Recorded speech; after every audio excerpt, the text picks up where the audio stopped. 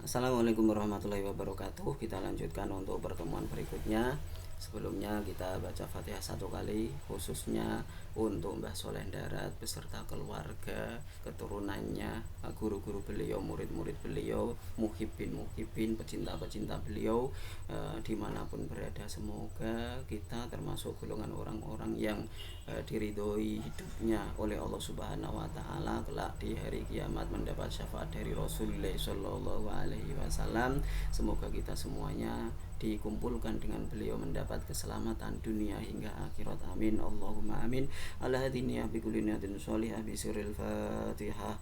A'udzubillahi minasyaitonir rajim. Bismillahirrahmanirrahim. Alhamdulillahirabbil alamin arrahmanir rahim maliki yaumiddin. Iyyaka na'budu wa iyyaka nasta'in. Ihdinas siratal mustaqim siratal ladzina an'amta 'alaihim ghairil maghdubi 'alaihim waladdallin. Rabbi firli wa liwalidayya wa lil mu'minina. Amin. Bismillahirrahmanirrahim. Alhamdulillahirabbil alamin bihi nasta'in wa ala umuri dunya wa din sayyidina maulana Muhammadin wa ala alihi washabihi ajmain. Amma ba'd. Allahumma inni a'udzubika an adilla aw udalla aw azila aw uzala aw azlima aw udlama aw ajhala aw yajhala alayya. Rabbi zidni ilma wasi'li fi rizqi wa barik li fi ma razaqtani waj'alni mahbuban fi qulubi ibadika wa aziyan fi uyuni waj'alni wajihan fi dunya wal akhirah minal muqarrabin katsiran wa li hasanal fi'al ya qa'iman bila zawal ya mubdiya bila misal falakal hamdu wa lakal minnatu wa lakal syaraf ala kulli hal. Wa sallallahu ala sayyidina Muhammadin nabiyil ummi wa ala alihi washabihi wa baraka salama bi fadli subhana rabbika rabbil izzati amma yasifun wa salamun alal mursalin alhamdulillahi rabbil alamin. Bismillahirrahmanirrahim. Qala al-mu'allif rahimahullah ta'ala wa nafa'ana bihi wa bi ulumi fid dharani amin ya rabbal alamin. Bismillahirrahmanirrahim. Qala al-mu'allif utawi misale wong kang poso kang nyegah mangan minum lan nyegah jima lan ngeduwi batale poso kang zahir sertane ngumbar gautane lan nafsune marang maksiat lan ngumbar atine marang tulul amal angan-angan donya iku misal kaya wong kang wudu ngusapi sekabehane anggotane wudu ping telu krana itba nabi moko dohire wong kang ningali saking kadohan mongko wudune iku nggih wudune iku petuk kelawan syariat ing hale ora sah krana ora den wasuh. Jadi kita lanjutkan ya. Jadi orang yang berpuasa hanya dengan cara mencegah makan, minum dan jima ya, dia menjauhi batalnya puasa yang secara zahir. Kemudian dia masih ngumbar anggota tubuhnya. Dia masih membiasakan hawa nafsunya untuk melakukan kemaksiatan. Dia biarkan hatinya memikirkan tentang angan-angan duniawiyahnya. Maka itu seperti orang yang sedang melakukan wudu, yang wudu tadi sudah mengusap seluruh anggota wudu ping telu ya, sebanyak 3 kali karena beliau itba kepada Nabi Muhammad yang secara zahir yang terlihat. Maka secara zahir orang yang melihat dari kejauhan maka orang tadi sudah mengatakan oh berarti wudhu itu sudah sah karena sudah sesuai syarat dan rukunnya ya. Karena ora den wasuh mongko dadi ninggal wajib ngarah sunnah.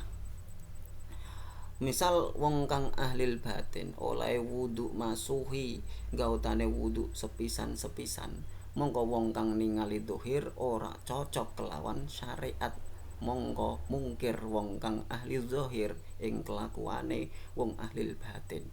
Nah sedangkan jadi orang yang ahli zahir itu ketika dia berwudu ya dibasuh anggotanya 3 kali ya, karena sudah dianggap sesuai dengan sunnahnya fardunya ya. Kemudian orang akan mengatakan oh ya itulah wudu yang sah.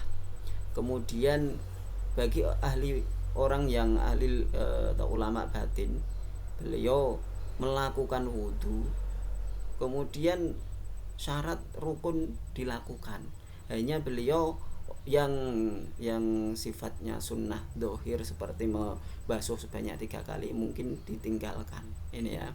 Jadi bagi orang yang melihat dari kejauhan akan mengatakan Wudhu kok hanya dibasuh 1 kali. Mungkin bagi orang yang kurang ilmunya akan mengatakan wudhu seperti itu tidak sah ya, karena orang yang menilai tadi dia hanya berpegangan kepada ilmu zahir saja.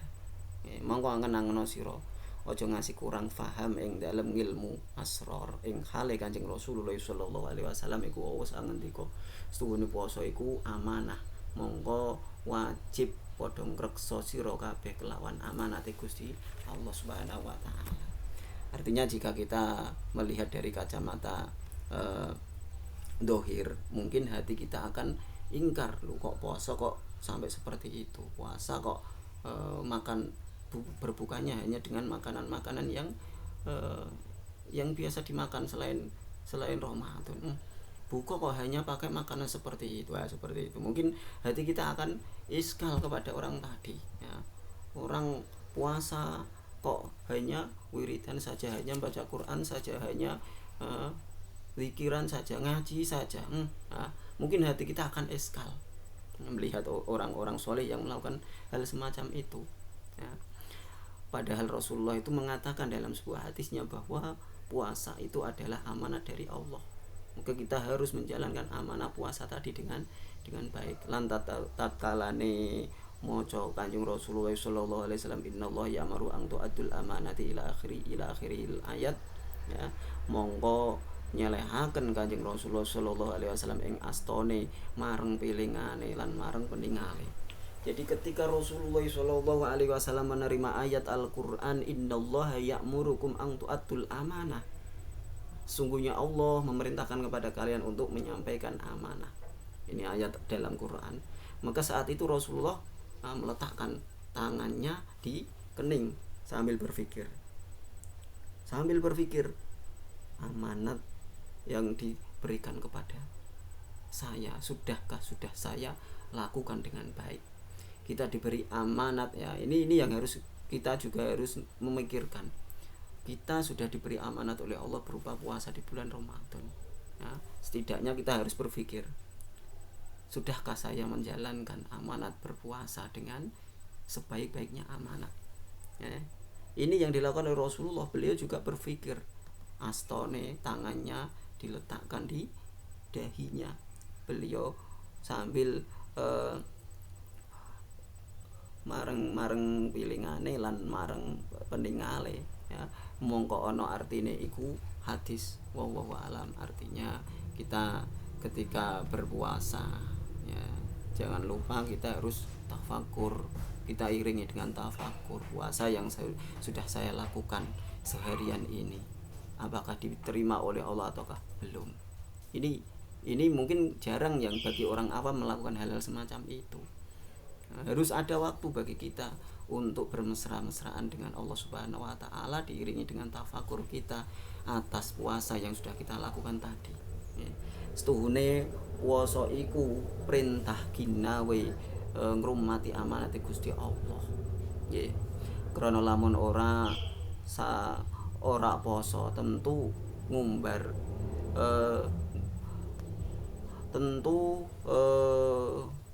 ngumbar gautane lan panca driyane mongko dadi khianat maring amanate Gusti Allah. Jadi ketika kita berpuasa kemudian kita masih saja melakukan hawa nafsu kita, membiarkan anggota tubuh kita untuk melakukan keinginan-keinginannya, maka di situ kita sedang tidak menjaga amanat dari Allah. Kepercayaan yang diberikan oleh Allah kepada kita sedang kita sia-siakan, sedang kita khianati. Nih, di mongko dadi kapure siam krana kunjara amanatillah, maka diperintahkan kita untuk melakukan berpuasa sebagai penjara bagi anggota tubuh kita dalam rangka menjaga amanat Allah Subhanahu wa taala ini. Jadi kita berpuasa itu intinya karena puasa ini adalah amanah dari Allah Subhanahu wa taala, harus kita jaga dengan sebaik mungkin dengan cara kita persempit keinginan-keinginan dari hawa nafsu kita untuk melakukan hal-hal yang dilarang oleh Allah Subhanahu wa taala. Itu untuk pertemuan kali ini.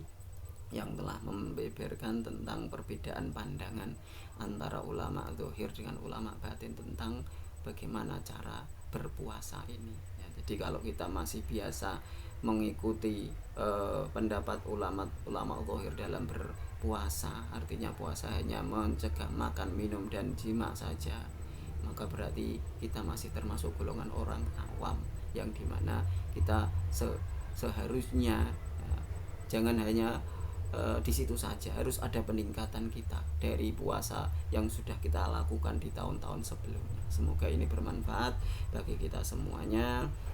Dari kami, kekurangan kami mohon maaf sebesar-besarnya atas khilaf, atas bodohnya, kurangnya ilmu kami. Semoga bisa membawa ilmu yang manfaat bagi kami khususnya dan kepada kita semuanya. Saya akhiri billahi taufiq wal hidayah. Subhanakallahumma wa bihamdika asyhadu an la ilaha illa anta astaghfiruka wa atubu ilaik. Billahi taufiq wal hidayah. Assalamualaikum warahmatullahi wabarakatuh.